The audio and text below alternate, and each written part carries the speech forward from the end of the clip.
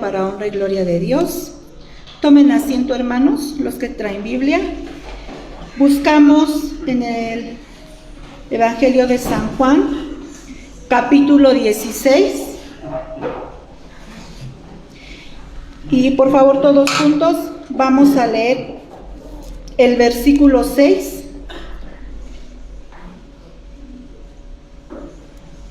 Capítulo 16, versículo 6. Es solo ese versículo. Ay, sí, perdón, hermanos, discúlpenme. 14. Sí, cierto. Sí, discúlpenme. 14, 6, por favor. Nos ponemos de pie. Es solo ese versículo. Y pues vamos a leerlo lo mejor posible. Voz alta, por favor. La palabra de Dios dice así: Jesús le dijo: yo soy el camino y la verdad y la vida. Nadie viene al Padre sino por mí. Amén. Tomen sus lugares, hermanos, y damos paso a nuestro presbítero Armando Contreras para la proclamación de la palabra.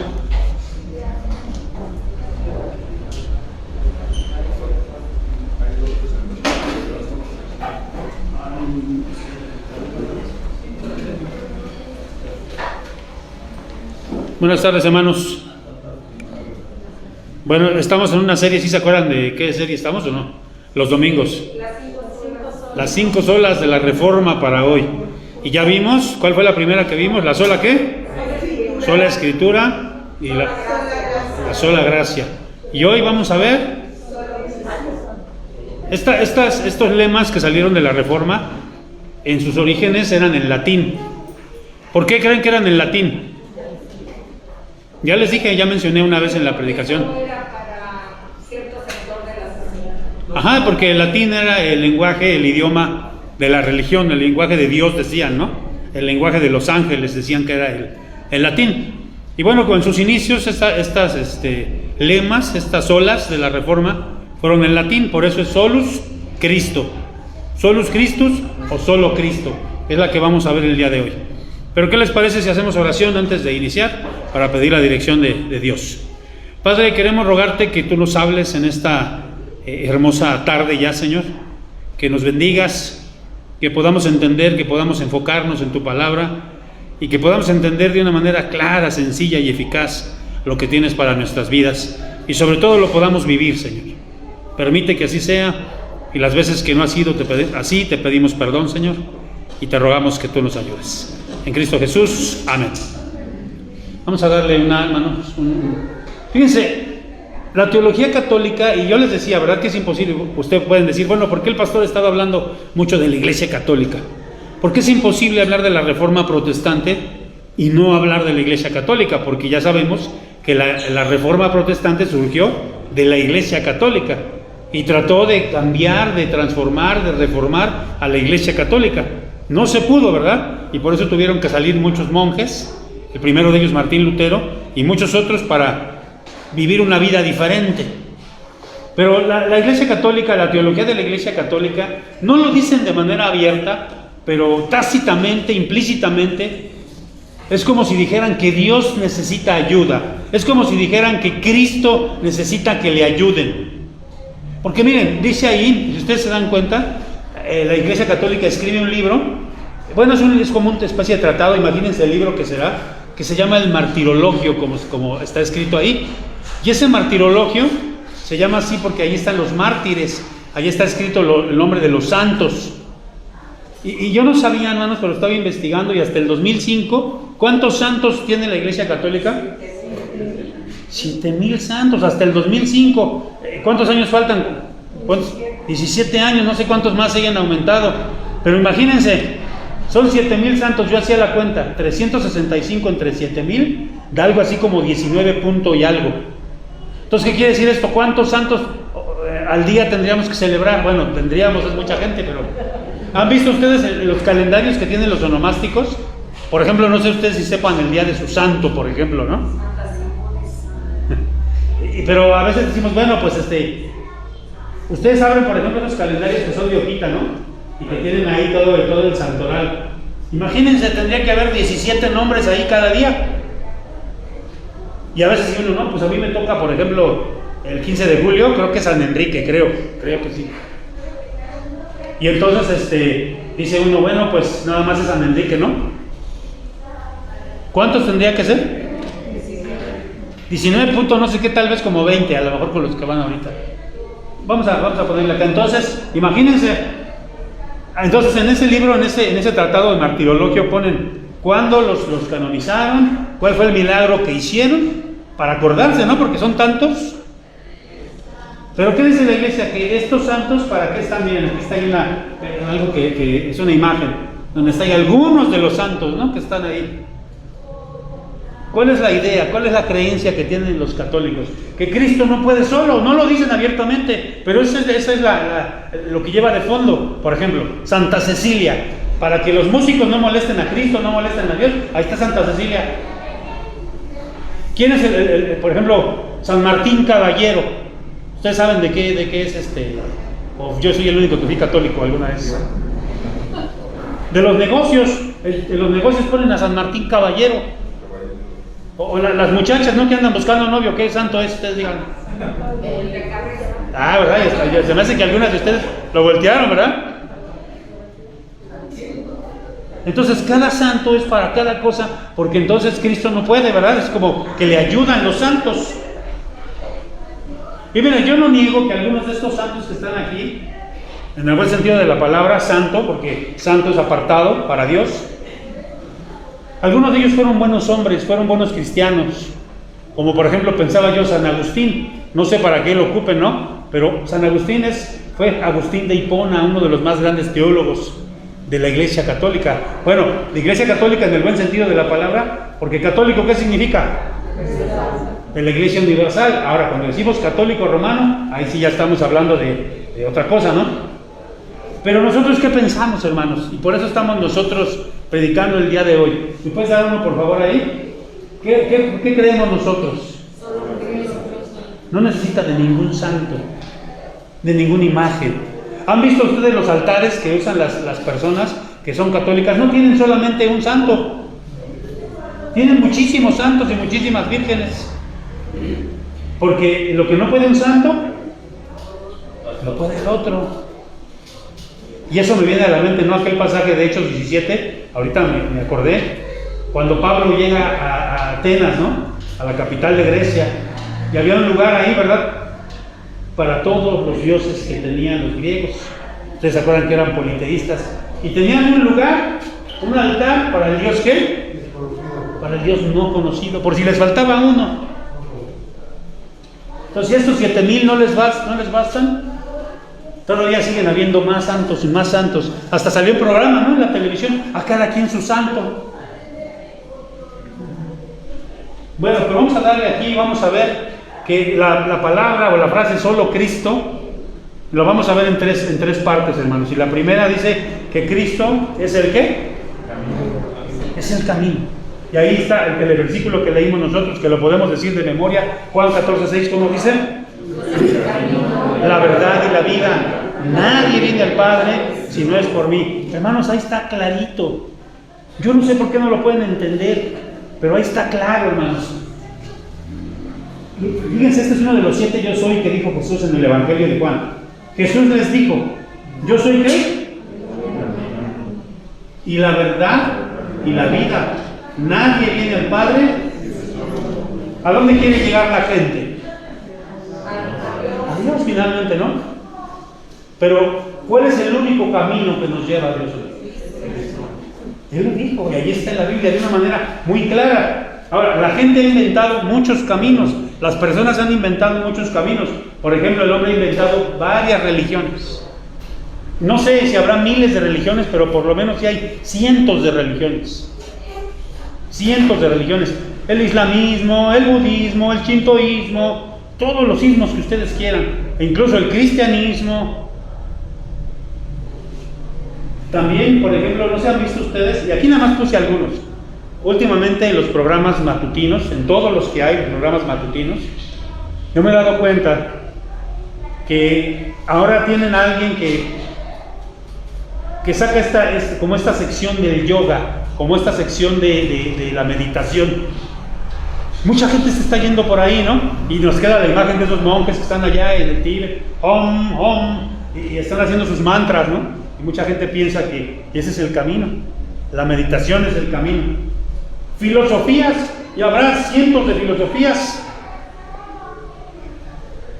El racionalismo, el nihilismo, el existencialismo, todos los ismos que ustedes quieran. Me acuerdo que cuando yo estaba en el seminario, tuvimos una clase de introducción a la filosofía y nos dejaron comprar un libro que dejan también en la preparatoria, que se llama El Mundo de Sofía. Y es un libro donde se intentó resumir las principales filosofías que hay para que los jóvenes entendieran esas filosofías, porque es un enredo entender esas filosofías.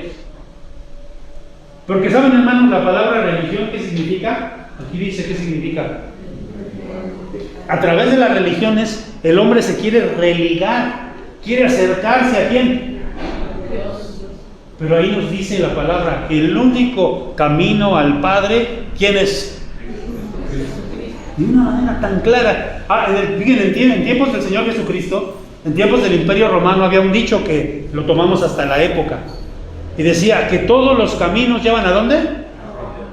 Miren, incluso ahí está, ¿no? Ahí está bien, Roma, todos los caminos llevaban a Roma. Y en época de Jesús eso era cierto, porque los romanos construyeron una especie de carreteras que se llamaban vías, la vía Apia, la vía Antonia, les ponían nombres, eran como especie de carreteras. Y todos esos caminos en realidad llegaban ¿a dónde?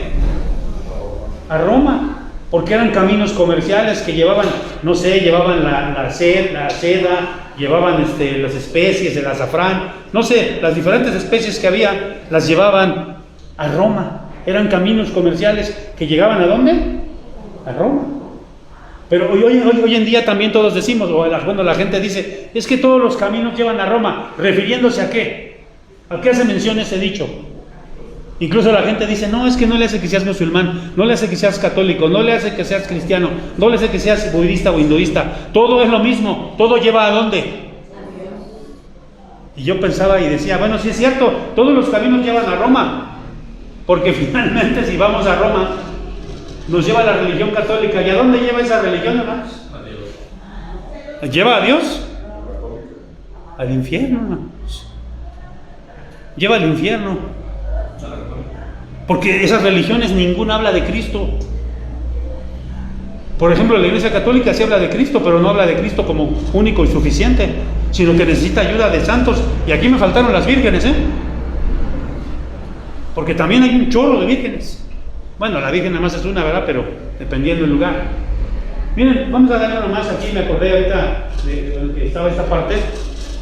Se cuenta que un hombre era un alpinista, medio novato, alpinista, y quería él llegar al Everest, quería llegar al Himalaya.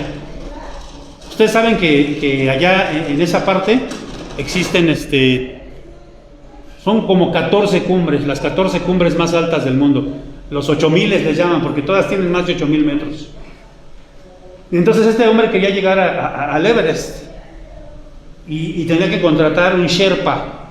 ¿Ustedes han escuchado eso? Los Sherpas son por personas que viven en Nepal. Nepal es el país más alto del mundo, es el país que está más cerca del Everest, de las Himalayas. Entonces la gente que viaja allá contrata Sherpas, guías. Entonces contrató un Sherpa y el día que iban a iniciar la expedición, pues iban caminando, llegaron a las faldas. Y entonces le preguntan, ¿verdad? Este hombre, el alpinista novato, le pregunta al Sherpa, ¿y dónde está el camino?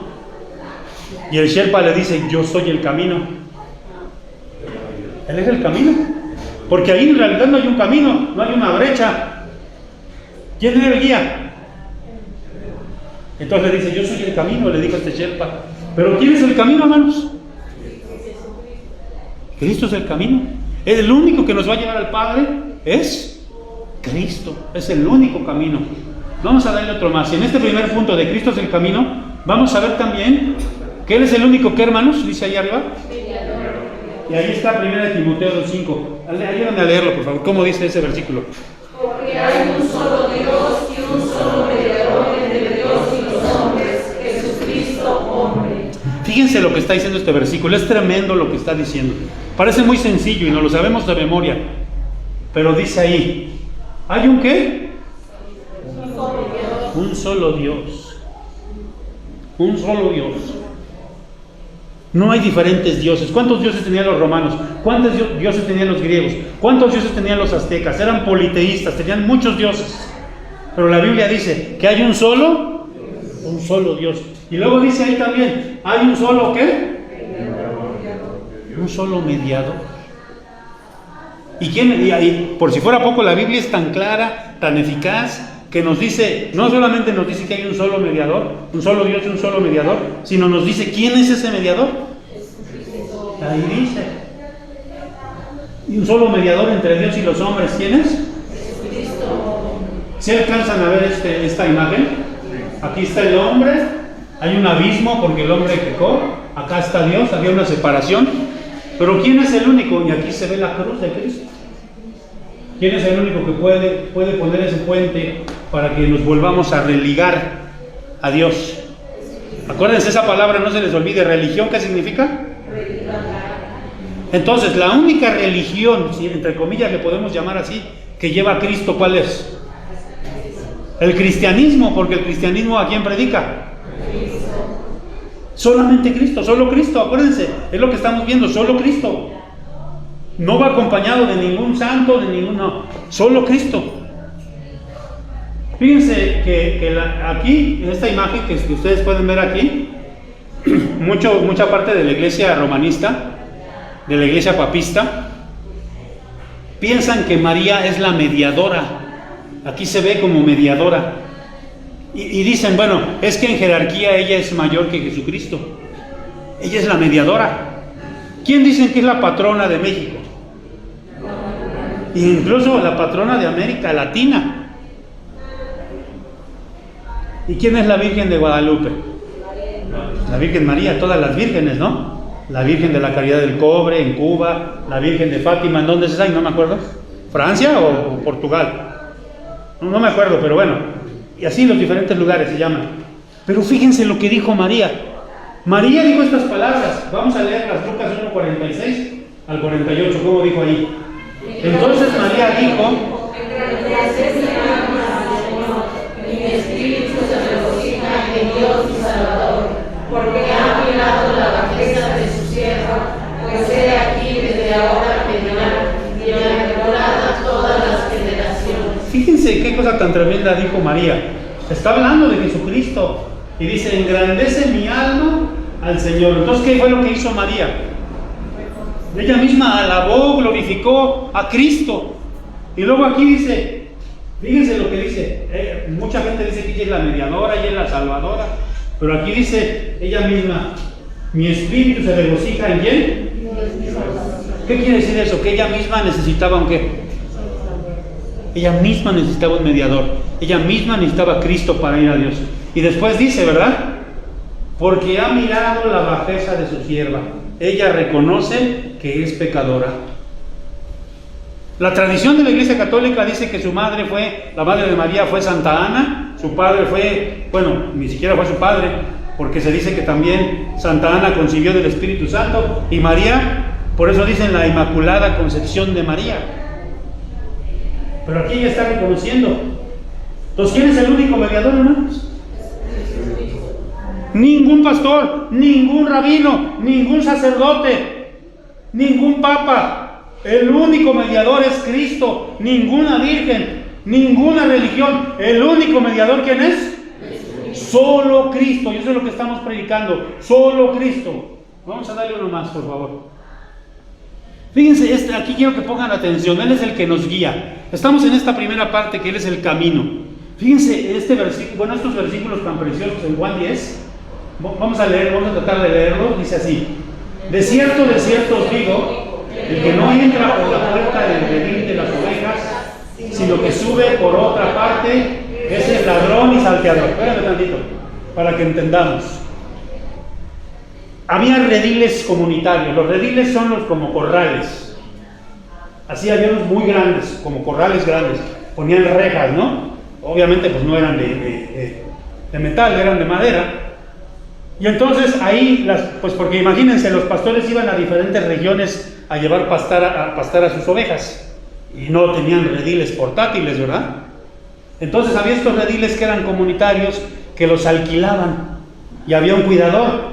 Entonces, ahí ya podemos entender. Dice, de cierto os digo, el que no entra por la puerta en el redil de las ovejas, sino que sube por otro lado. Es decir, había cuatreros, había ladrones del ganado. Se subían por otro lado, que estuviera descuidado el velador, se subían por otro lado y se robaban a las ovejas. Pues ya nos queda un poquito más claro. Ahora el 2, ¿cómo dice?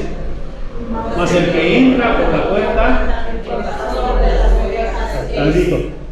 Llegaba el pastor, le tocaba al portero y le decía, vengo por mis ovejas.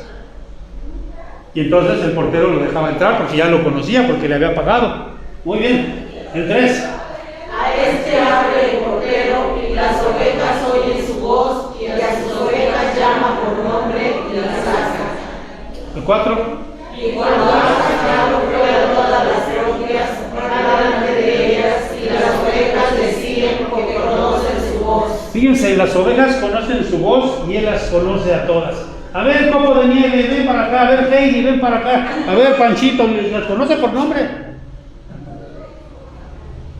Y ellas conocen también, ¿qué? Porque eran rediles comunitarios y iban otros pastores por otras ovejas. Pero las ovejas aprenden a conocer la voz de ¿quién? De su pastor. Y el 5, ¿cómo dice? Mas el extraño no dejará, sino mirar de él, porque no conocen la voz de los extraños. Esta alegoría, Dijo Jesús, pero no entendieron qué era lo que les decía. Volvió pues Jesús a decirles, de cierto os digo, yo soy la puerta de las ovejas. Todos los que antes de mí vinieron, ladrones y salteadores son, pero no los oyeron las ovejas. Yo soy la puerta, el que por mí entrare será salvo y entrará. Fíjense, las ovejas salían de los pastos y había diferentes rebaños ahí. Y también ahí, en esa parte, cuando el pastor las llamaba, porque ya las iba a llevar al redil o ya las iba a llevar a su casa, las llamaba por su nombre y ellas escuchaban su voz. Y aquí hay algo bien impresionante, porque dice el 5, mas al extraño, ¿qué? Todos aquellos, y hermanos, esta es una alegoría, dice aquí. ¿Qué es una alegoría? Como un ejemplo. Está diciendo aquí, es como una metáfora. Y aquí está hablando de Jesucristo y de sus ovejas, que somos nosotros.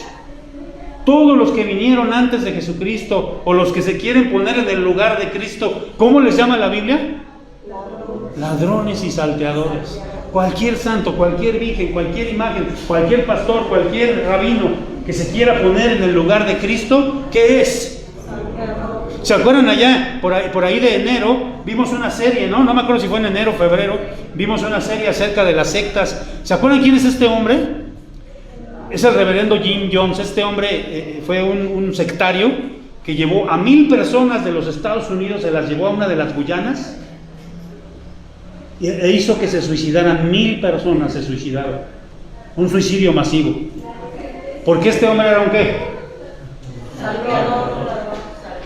Todo el que ocupa el lugar de Cristo, el que quiere ocupar el lugar de Cristo como mediador, es un ladrón, es un salteador, porque Él es el único que nos guía. Y nosotros debemos de saber conocer su voz. Si conocemos su voz, no nos vamos a dejar engañar por nadie. A lo mejor van a venir otras voces. Mira, aquí hay una congregación donde brincan más, donde alaban mejor. Vente con nosotros. No, cuidado. Yo sé escuchar la voz de mi Señor. Yo sé quién es el pastor. Solo Cristo. Vamos a darle, hermano. Vamos a ver entonces, ya vimos la primera cosa. Jesucristo es el camino. Esa es la primera cosa. Segunda cosa, ¿qué dice ahí, hermanos? Solo Cristo es la piedra sobre la cual se sostiene la iglesia. Lean, por favor. La piedra que desecharon los edificadores ha venido a ser la cabeza del ángulo. Ahorita les voy a explicar eso porque suena raro, ¿no? Este es un salmo, está en el Antiguo Testamento, pero es un salmo mesiánico porque está hablando de Cristo. Muchos cientos de años antes de que viniera Cristo, este salmo estaba hablando de Cristo. Y dice, la piedra que desecharon los edificadores ha venido a ser cabeza del ángulo. Se le conocía como la piedra del ángulo. Aquí ustedes ven, esta es una construcción, y aquí señalo con la flecha esta piedra más grande. ¿Sí se dan cuenta? ¿Y qué hace esta piedra? A ver, ayúdenme a leer esta parte. Alguien más, una persona que lo lea. A ver cómo dice. Piedra de gran tamaño que se coloca en la esquina para darle rigidez al sostener y dos grandes lienzos de muro. Esa era gracias, hermano, esta era la manera en que se construía en tiempos de Jesús. Se buscaba una piedra grande, cuadrada, una piedra bonita, y esa piedra la ponían en la esquina. Y a partir de esa piedra se unía este lienzo y este otro lienzo. ¿Sí me estoy explicando? Y este era el sostén, porque como que se trenzaban, como que no, ¿cómo se encuentra esa palabra? Se entrelazaban, gracias, se entrelazaban. Y entonces, si esta piedra era muy importante, era la que sostenía la construcción. Hoy nosotros sabemos que conocemos la mampostería, zapatas, hay estructuras metálicas, pero en tiempos de Jesús no, esa era la manera de construir. Entonces esa piedra era muy importante. Y aquí está diciendo, ¿no? ¿A quién se está refiriendo? A Jesús. Y dice que fue la piedra que ¿qué? Ahora, dale nomás aquí, hermano. ¿Quién dice la Iglesia Católica que es la base de la Iglesia? El Papa. Incluso hay un dicho que dice Vox Papa Vox Dei. Está en latín, significa que la voz del Papa es la voz de ¿quién? Lo que dice el Papa es la voz de Dios. Eso es una herejía, hermanos. Porque el Papa es un hombre pecador, igual que nosotros. Ustedes vean la historia del papado, todos los papas fueron corruptos. Todos, absolutamente todos. Entonces no puede estar fundada la iglesia en el Papa, no puede ser la piedra. Ahora, ustedes dicen las iglesias, por ejemplo, las iglesias de Oriente, no sé si ustedes sepan que está la iglesia ortodoxa rusa, la iglesia ortodoxa griega, turca. Allá el máximo jerarca no es el Papa, es el archimandrita. Y para ellos el jefe y cabeza de la iglesia, ¿quién es? El archimandrita, aunque se oiga feo, eso significa. Es el Papa de los ortodoxos. Pero fíjense, la Iglesia Católica dice, ¿quién fue el primer Papa? Pedro. Incluso su nombre significa piedra, roca. Y entonces, ya ves, él fue el primer Papa. Cristo lo puso como el primer Papa, como cabeza de la Iglesia. Miren lo que dijo el mismo Pedro. Dale aquí uno más, hermano, otro más. Fíjense lo que dijo Pedro en la epístola que él escribió, 1 de Pedro 2:4 en adelante, dice, fíjense lo que dijo Pedro. Ayúdenme a leer. quién es? Acercándonos a quién es. Él es la piedra viva. ¿Qué decía el Salmo 18? Desechada. ¿Y qué dice Pedro aquí?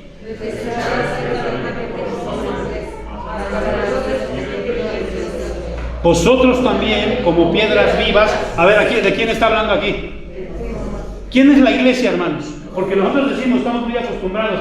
Mira, vas a San Salvador, para mi casa te bajas en la iglesia, en el mero centro, ahí está la iglesia católica. ¿A qué nos está refiriendo la gente? Al templo, ¿no? Ese es el templo, la construcción. Pero la iglesia, ¿quiénes somos? Aquí lo dice. Vosotros también, como piedras vivas, sed edificados como casa espiritual y sacerdocio santo, para ofrecer sacrificios espirituales aceptables a Dios, ¿por medio de quién? Entonces, ¿quién es la piedra? ¿En quién reposa todo el andamiaje? Y nosotros somos esas piedras que nos vamos. Sin Cristo, ¿qué hacemos? ¿Qué pasa con nosotros? Nos caemos, nos venimos abajo. Cristo es la cabeza. Al ratito vamos a entonar un canto que dice: en mi vida el capitán es Cristo, marcharemos ante su presencia. ¿Quién es el capitán, hermanos? Solo Cristo, hermanos. Esta es la segunda parte. Él es la base de la iglesia. Él soporta todo el peso de la iglesia. No es el Papa, no es el archimandrita, no soy yo, no es ningún pastor, es Cristo. Vamos a darle uno más. Fíjense lo que dijo Ulrico Zwinglio, fue uno de los reformadores también. Y fíjense lo que él dijo, algo que sacó de la Biblia. Cristo es la cabeza de todos los creyentes, que son su cuerpo, y sin él, ¿quién es el cuerpo? No, el cuerpo somos nosotros. Sin Cristo, sin la cabeza,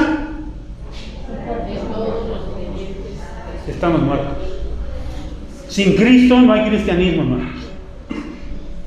Por eso es que nosotros representamos a Cristo con una cruz vacía, o al cristianismo con una cruz vacía. Porque Cristo no se quedó muerto, Cristo resucitó. Y está sentado a la diestra de Dios el Padre. Vamos a darle nomás y vamos a ver la tercera cosa. ¿Solo Cristo es qué, hermanos? Debería ser solo el objeto de la predicación. Fíjense lo que dijo el apóstol Pablo. El apóstol Pablo no dijo: miren, yo voy a predicar de mí, voy a predicar de Pedro, voy a predicar de las experiencias que he vivido, y vivió muchas experiencias, y de hecho en el libro de los Hechos narra sus experiencias. Pero cuando él predicaba, ¿a quién predicaba? Ahí lo dice, hermanos. 1 Corintios 2:2, ¿cómo dice?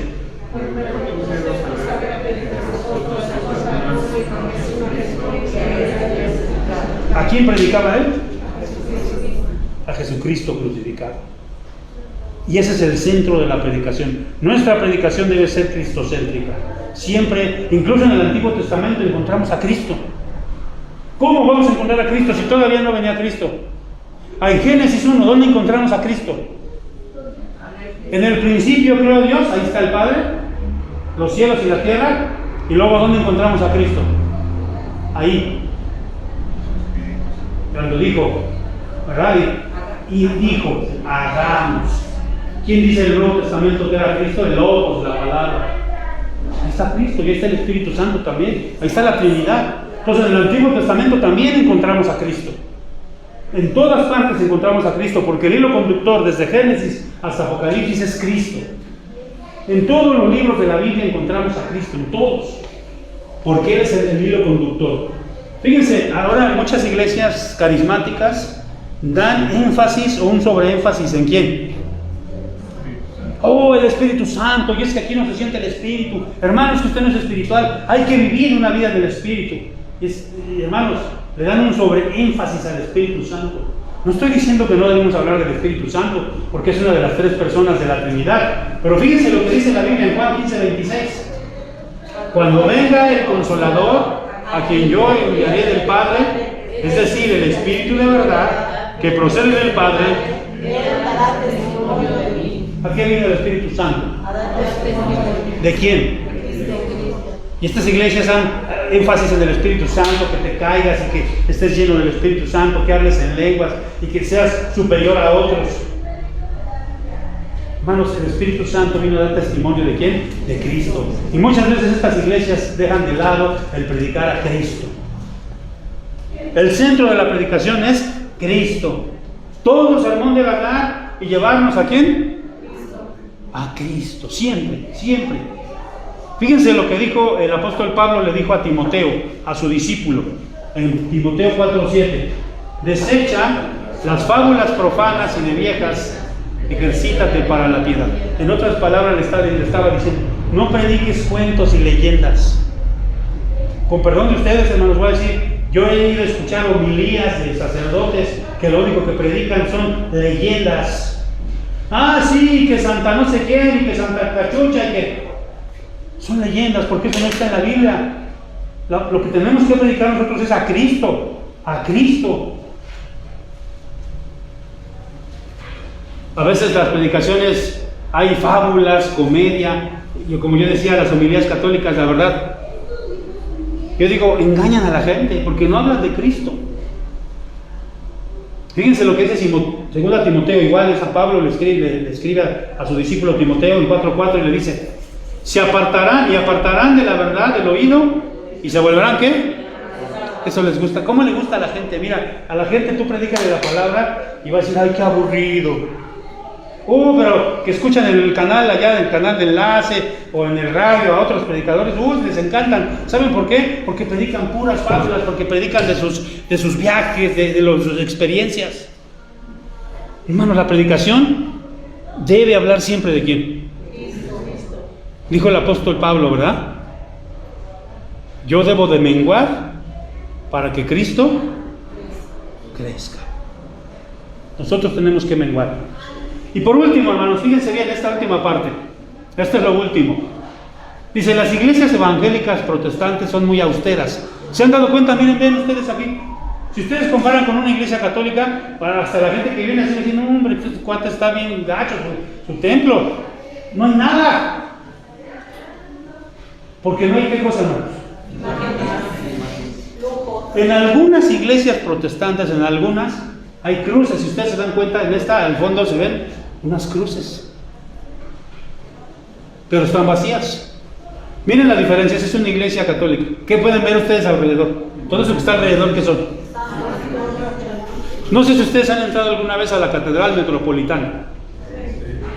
Ustedes entran así de frente, está el altar hasta allá, pero antes de llegar al altar hay varios altarcitos. ¿Sí se han fijado?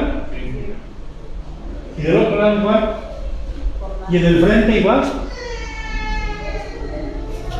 Hasta en la arquitectura, hermanos, en la arquitectura protestante, se ve que la gloria ¿para quién es? Para Cristo. Incluso en la arquitectura podemos ver que la gloria es para Cristo. Y en otras iglesias, ¿la gloria para quién es?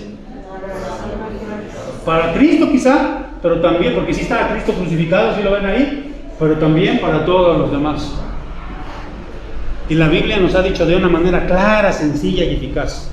Juan 14:6, yo soy el camino, la verdad y la vida. Nadie viene al Padre si no es por mí. Solo Cristo, hermanos. Esa es la tercera sola de la Reforma. Solo Cristo. Dios bendiga su palabra y bendiga a estos reformadores porque nos regresaron nuevamente a Cristo. Oremos. Padre, te damos gracias porque nos enseñaste el camino a ti. Y el único camino es Cristo, tu Hijo Jesucristo. Ningún santo, ninguna virgen, ningún pastor, ningún rabino, ningún líder religioso. Solamente tú, Señor, Jesucristo. Tú eres el camino. Gracias porque te hemos encontrado y porque algún día iremos a la gloria.